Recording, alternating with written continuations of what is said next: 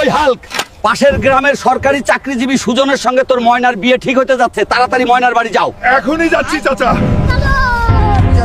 ময়না, তোমার নাকি বিয়ে ঠিক হয়েছে? আমি বিশ্বাস করি না। দুনিয়া তলমাটি হলেও আমি তোমাকেই চাই।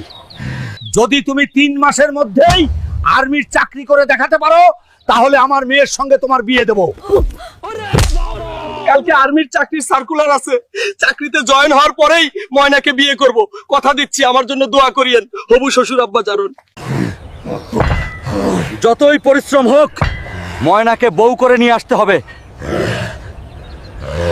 হাল্ক, তোমার body perfect.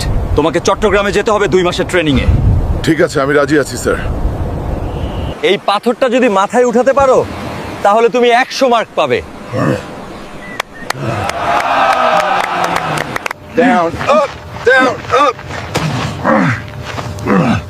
Keep it moving, faster now. ময়না রে, তোর জন্য এত কষ্ট করছি, জানি না কি আছে কপালে।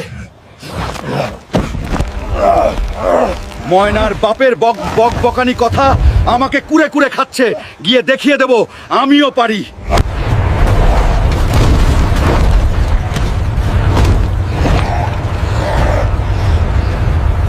কি থেকে কি হয়ে গেল?